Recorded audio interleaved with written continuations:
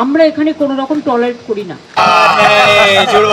আমাদের দয়াময়ী মাননীয় মুখ্যমন্ত্রী তিনি বলছেন আমরা বাংলায় কোনো কিছু টলারেট করি না। তো আমাদের মুখ্যমন্ত্রী খুব ভালো মনের মানুষ, তিনি অনেক জ্ঞানী মানুষ, অনেক গুণী মানুষও। তিনি একাধারে যেমন কবি সাহিত্যিক, অন্যধারে তিনি উকিল, অন্যধারে তিনি আইনের রক্ষক, সবকিছুই তিনি। তো আজকে যে মেয়েটা তার সাথে এরকম খারাপ ব্যবহার হয়েছে, তার বাবা বলছে যে ৬-৭টা থানায় ঘুরে ঘুরেও রিপোর্ট জমা দিতে পারেনি বা একটা ডায়েরি করতে পারেনি, তাদেরকে ঘোরানো হচ্ছিল। মানে তার মেয়ে নির্যাতিত হয়েছে, তাকে সেই মেয়েকে নিয়ে ঘুরতে হচ্ছে একটার পর একটা থানাতে।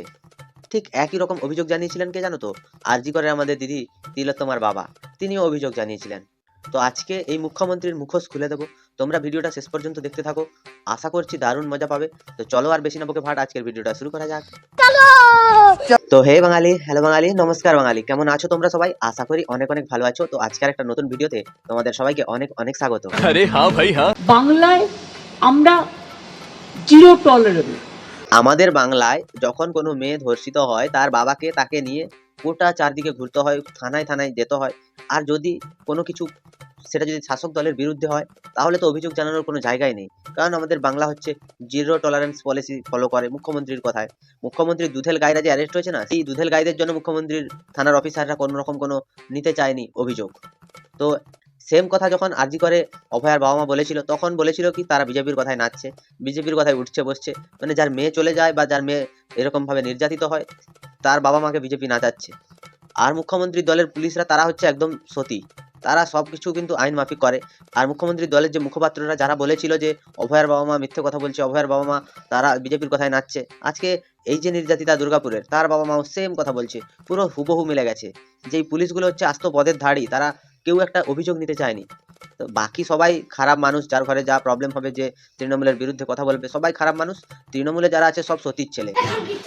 এখানে একটা জিনিস বোঝার আছে যে যখন যখন মুখ্যমন্ত্রী দুধেল গাইদের ওপরে আঘাত এসছে বা দুধেল গাইদের বিরুদ্ধে কোনো রকম কোনো অভিযোগ এসছে, তখন মুখ্যমন্ত্রী মমতা ব্যানার্জি তাদেরকে বাঁচানোর জন্য মোটামুটি একদম উঠে পড়ে লাগেন।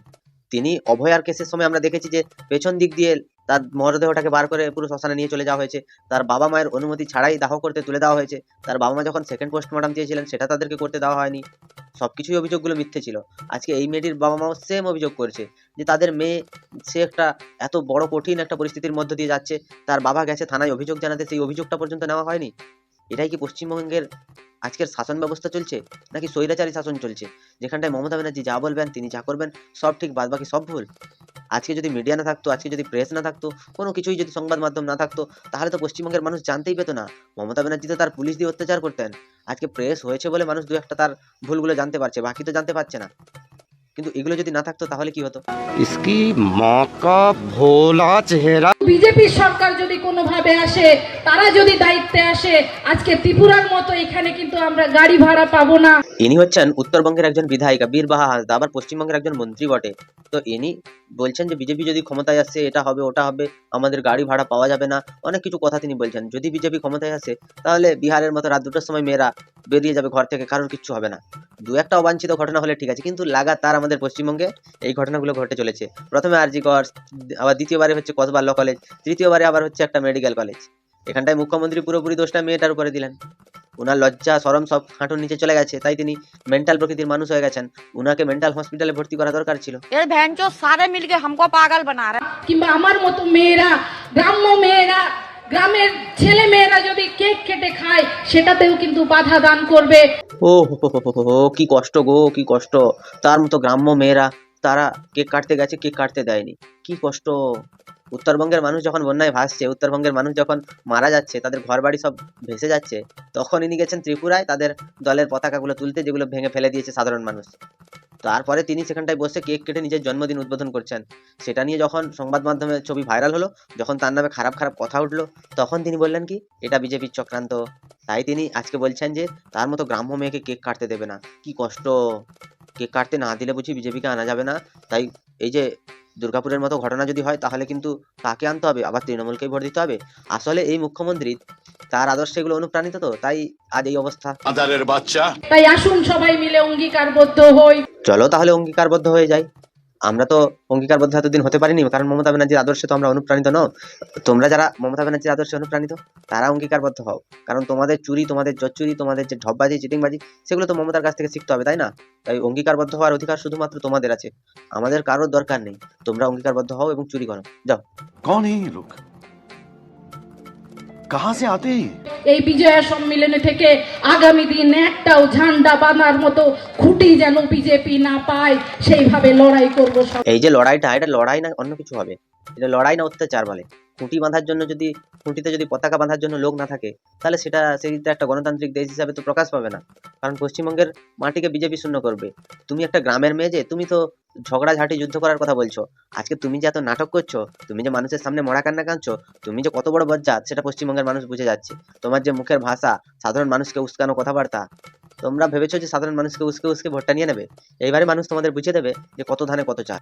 আর বিজেপির রাজ্যগুলো আগে দেখুক না তাদের কি অবস্থা। সত্যি তো, কুণাল ঘোষের বউ যদি আজকে পালিয়ে যায়, তাহলে কুণাল ঘোষ বলবে যে বিজেপির রাজ্যগুলোতে দেখুন তাদের নেতাদের বউ পালিয়ে গেছে, তাই আমারও বউ পালিয়ে গেল। এখানটায় আমার কোনো রকম কোনো দোষ নেই। আমার বউ তো অনেকদিন আমার সাথেই ছিল, আমার একটা বাচ্চাও হয়েছে, তারপরে সে টোটোওয়ালার সাথে পালিয়ে গেল।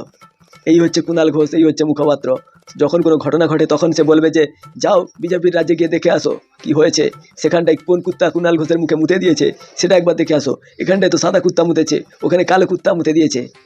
আমি তো কুণাল ঘোষকে অনুরোধ করবো যে তিনি যোগীর রাজ্যে যান, দিয়ে এইরকম একটা ঘটনা করুন, তারপর যোগী আর কি অবস্থা করে তখন তিনি বুঝতে পারবেন। যত চোর, চিটিংবাজ, ছ্যাঁচড় আর চরিত্রহীন লম্পট সব তৃণমূলের নেতা। কারণ এই কুণাল ঘোষ হচ্ছে সব থেকে বড় চোর, যে সারদা আর রোজ ভ্যালির মতো টাকাগুলো সব পেছন মেরে দিয়ে এখন তৃণমূলের বড় মাপের নেতা, মুখপাত্র হয়ে বসেছে।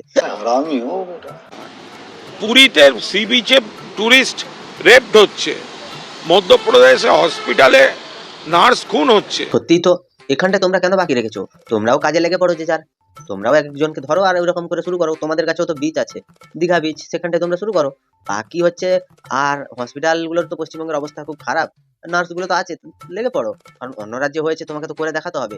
তারা যদি, বাংলা তো সবাইকে পথ দেখায়, তারা যদি একটা করে তোমরা চারটে করো। যদি ওই রাজ্যের সাথে তুলনা করে আমাদেরকে বাঁচতে হয়, তাহলে ওই রাজ্য যদি সারাদিনে একবার খায়, আমাদের 3 বার খাওয়া উচিত। সেই জন্যই বলছি কুণাল বাবু, আপনি লেগে পড়ুন আপনার কাছে। শালা এদেরকে না দুটো ঠাঁটিয়ে চড় মারতে হবে, আর পদে শুধু কুকি লাথি মারতে হবে, বিচুরি বাঁধা জলে ডুবিয়ে এদের পদে মারতে হবে। এত বজ্জাত লোক, সত্যি মানতে হবে। যখন কোনো একটা ভুল হয়, নিজেদের ভুল স্বীকার করার বদলে এর ঘরে কি হয়েছে, তার ঘরে কি হয়েছে, এই নিয়ে ঝামেলা লাগিয়ে দেয়। শালা এদেরকে জন্ম কে দিয়েছে, 1 জন না 10 জন? এই যে রাস্তার বেজন্মাগুলোর সাথে যদি তুলনা করা হয়, এই যারা অ্যারেস্ট হয়েছে তাদের সাথে যদি কুণাল ঘোষের তুলনা করা হয়, তখন কুণাল ঘোষ তো মানে সে একটু খারাপ পজিশনে আছে তাদের থেকে।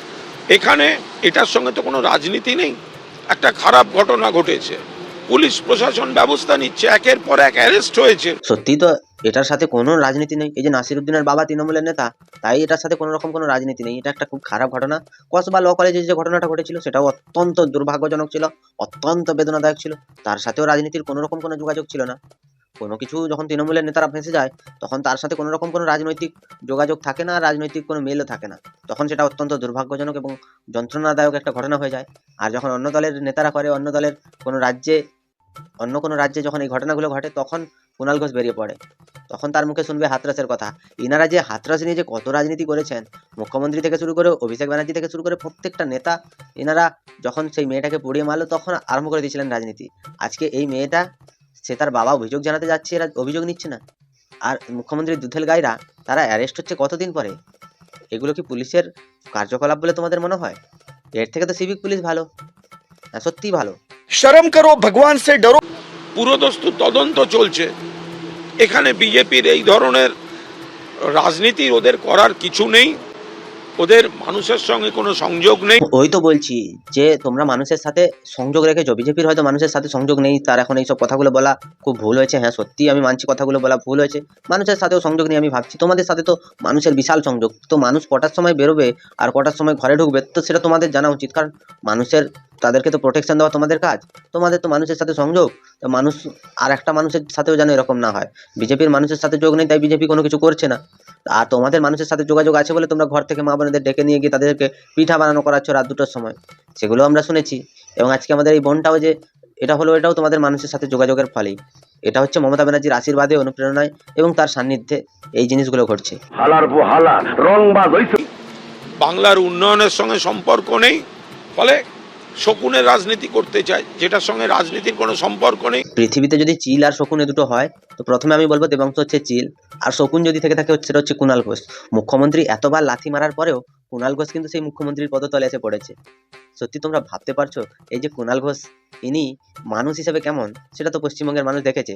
যেই মানুষটা কদিন আগে মমতা ব্যানার্জিকে চোর বলেছিল, যেই মমতা ব্যানার্জিকে চিটিংবাজ বলেছিল, সেই সারদার সব টাকা নাকি মুখ্যমন্ত্রী মমতা ব্যানার্জি আত্মসাৎ করেছে, এই কথাটাও বলেছিল। আজকে মুখ্যমন্ত্রী কিভাবে ধোয়া তুলসী পাতা হয়ে গেল, আজকে মুখ্যমন্ত্রী কিভাবে একটা সজ্জন ব্যক্তি হয়ে গেল এবং একটা ধোয়া তুলসী পাতা হয়ে গেল, সেটা বুঝতে পারছি না। একটা জায়গায় গিয়ে আমাদের খটকা লাগছে যে প্রিজন ভ্যানের সামনে গিয়ে যে কুণাল ঘোষ কথাটা বলেছিল, সেই কথাটা সত্যি ছিল না আজকে যে মমতা বন্দ্যোপাধ্যায়ের অনুপ্রেরণায়, মমতা বন্দ্যোপাধ্যায়ের আশীর্বাদে যে তিনি মুখপাত্র পদটা পেয়েছেন সেইটা ভালো ছিল? আমার তো মনে হয় প্রিজন ভ্যানটাই ভালো ছিল, কারণ তৃণমূলে প্রবেশ করা মানে নরক যন্ত্রণার থেকে কম নয়। আমাদের পশ্চিমবঙ্গে অনেক মানুষ আছেন যারা এখনো পর্যন্ত আইন কানুনের উপরে বিশ্বাস রেখেছেন। যদি আইন কানুনটাকে সঠিক পথে চালাতে হয় তাহলে তৃণমূল সরকারকে আগে বিদায় দিতে হবে। কারণ একটা নির্যাতিতার বাবা, একটা স্বজন হারানোর যে কান্না, সেই কান্না নিয়ে যখন কোনো মানুষ পুলিশ স্টেশনে যাচ্ছে, তখন সে পুলিশগুলো কি করছে, তাদের অভিযোগ নিচ্ছে না। সেই জন্য তো আজকে সেই জন্যই অনুব্রত মণ্ডলের মতো লোক সাহস পেয়েছে লিটন হালদারের মা এবং বউকে নিয়ে টানাটানি করতে, সেটাও মুখ্যমন্ত্রীর অনুপ্রেরণা। আর পুলিশ দিয়ে, পুলিশের কাজ না করিয়ে পুলিশ তৃণমূলের যে পার্টি অফিসের কাজে, এইসব কাজে হচ্ছে নিযুক্ত করা হয়। তাই পুলিশের কোনো দাম আমাদের পশ্চিমবঙ্গে আছে বলে আমার অন্তত মনে হয় না। তোমাদের কি মতামত তোমরা আমায় কমেন্টে জানিও। যদি ভালো লাগে ভিডিওটা তাহলে লাইক করো, কমেন্ট করো, শেয়ার করো, সাবস্ক্রাইবও করে দিও। পাশে থাকা বেল আইকনটা প্রেস করতে একদম ভুলবে না। সবাই ভালো থেকো, সুস্থ থেকো, সাবধানে থেকো, আর দেখতে থাকো বাংলার পড়ে।